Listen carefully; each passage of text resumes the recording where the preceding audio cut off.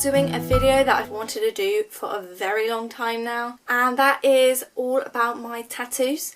Now, I only have 2 tattoos, so it's going to probably be quite a short video, but I've got a little bit of experience now with them, so I wanted to give you just a rundown on like what they're about, what I've got, and what the pain was like of them. I'll give you a little bit of backstory.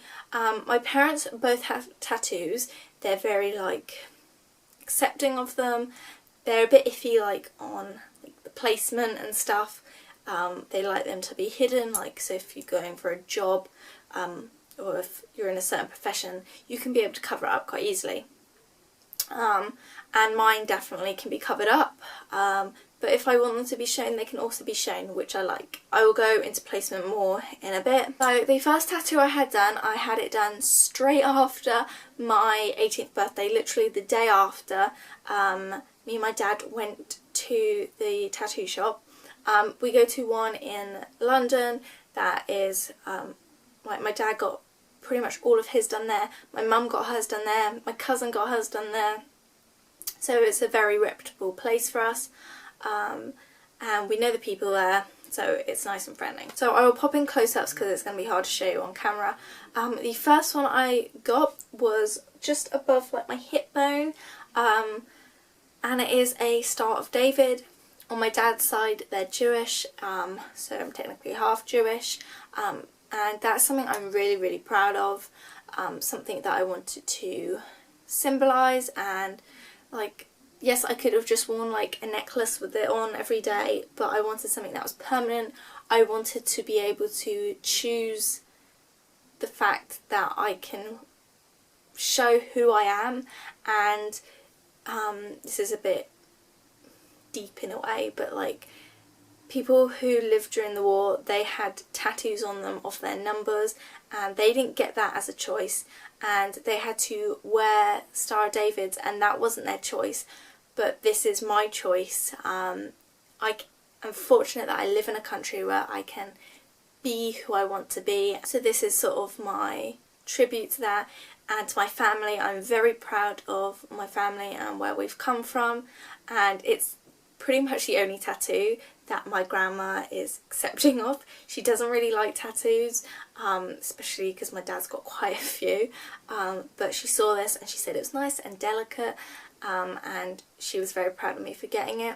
So it is, like I said, a little Star of David, and it goes blue, purple and pink. I did originally want something sort of watercoloured, but this is how it ended up looking. I'm really pleased with it. I'm happy with the size of it, I'm happy with the placement of it. I just really liked it. About a year later I did have to go and get it touched up. I probably would have had it done sooner if it was like the shop was closer to me, but yeah, just to get, it was more so the purple was quite pale, so I wanted just to get that a bit more vibrant. It took, I want to say, about 15-20 minutes. I don't know because I wasn't really counting.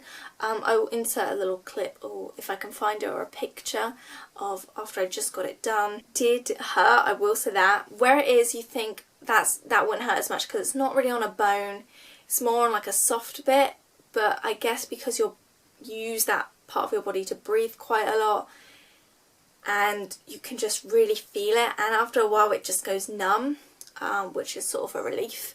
But I wouldn't look at it when she was doing it because I knew she was doing the 3 different colours. I was like, I'm not looking at it because otherwise I'll know which bit she's on, and then I'll know how long I've got left to endure it. But it was, in the end, it was alright. And then I put a little bit of clean film on it because where it was, obviously it was resting on my clothes. I wore jeans that day, which in hindsight I would say if you're getting anything around that area, wear, if possible, like a dress, or if you're not comfortable like wearing a dress, like jogging bottoms, something very loose on your body, especially around that hip area where your jeans are gonna lie, because like that middle part of your stomach is where your body bends. So when I sat down it was hard. Sleeping, I couldn't even sleep on that side. Just clothes touching it, really for the first day or two it was like pretty sore, and then after a while it's just like if you just touch it a certain way, you can just feel something's there. And I just put like Savlon on it, We've got some tattoo goo. I always made sure like I washed my hands before I applied anything.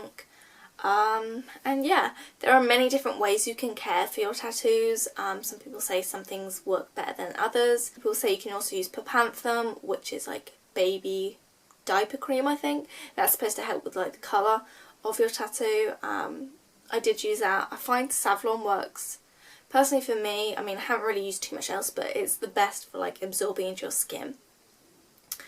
So that was my first tattoo. At the same time, my dad also got a tattoo, so that was a nice sort of like, I just turned 18, we had this little bonding moment. I think that's all I've got to say about that tattoo. It did hurt, I would say, on a paint. I mean, I've only had 2 tattoos, so I can't compare a ton, but this was probably maybe a 6 out of 10. We didn't have to stop too much, like for the pain or anything. I mean, it's only a small tattoo.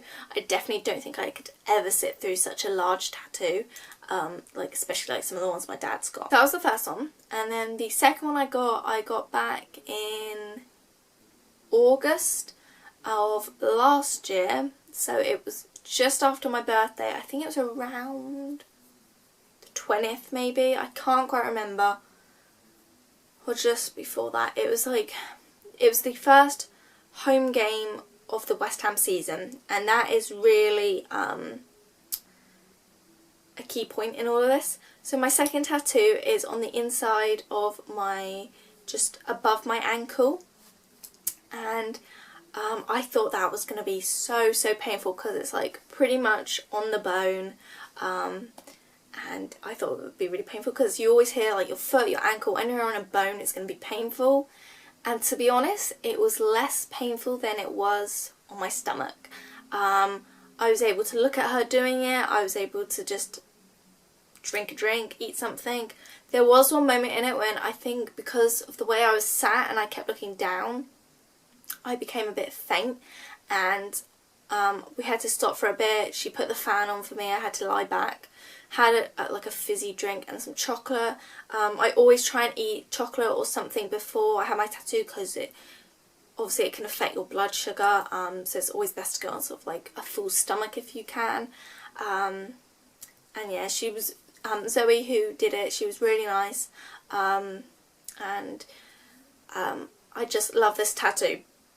And let's get on to what it is. It is the little Hammers symbol. I do support West Ham. I am a proud Hammers fan. Before I had both my tattoos done, I do a lot of research. I think about it for a while. It's something I know I'm not going to regret. I might regret maybe placement or size of something, but I'm not going to regret what it actually is. Or at least I hope so, because I'm very sort of proud of the things that I've got on my body.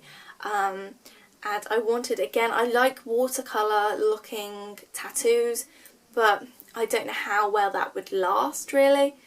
So I do get them sort of pretty solid. And then I also got her, well, she suggested to do little bubbles above it, because obviously bubbles are very significant to West Ham and very famous. And they were in some of my reference photos. So what I like to do for reference photos are, I like to work out the different sizes that I like, if there's anything particular colour of a tattoo that I like, even if it's not necessarily the tattoo I want to get.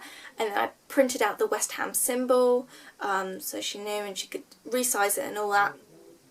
And I did that I've done that for both tattoos now.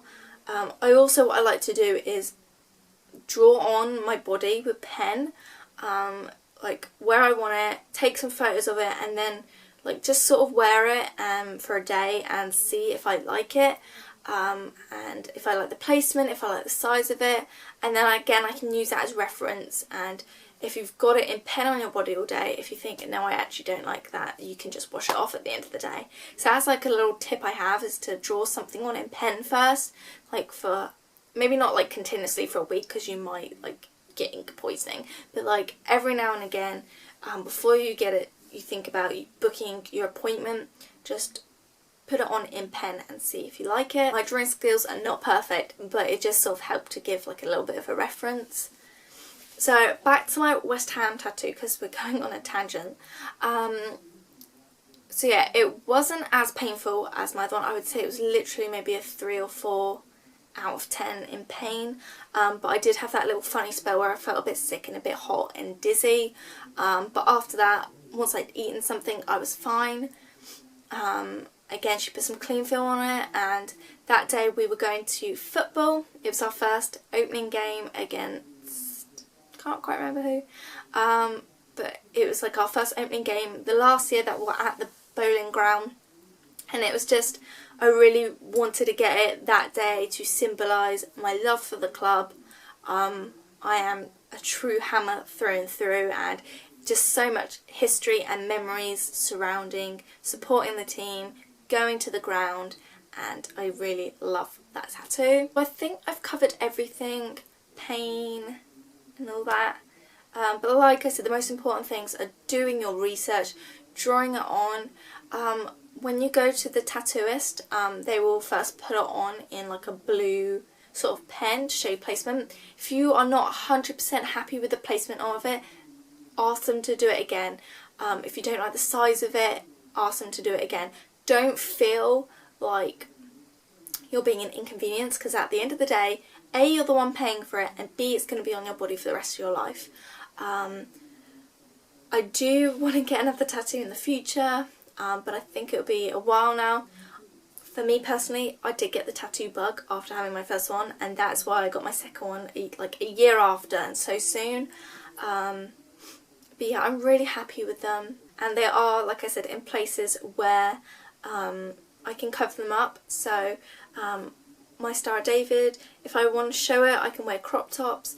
The one on my foot gets seen like when I'm wearing dresses or shorts without tights or anything, but because it's on the inside of my leg, it's not as noticeable as if it was like slap bam on the side of my leg. So yeah, if you've got any questions about tattoos or my tattoos, then leave them as a comment down below. I just stress that you go somewhere clean, somewhere reputable. If you know other people in your family or friends who have had tattoos, get advice from them on places to go. I can't quite remember the prices of these. I mean, it's going to vary from place to place, but mine have been quite small.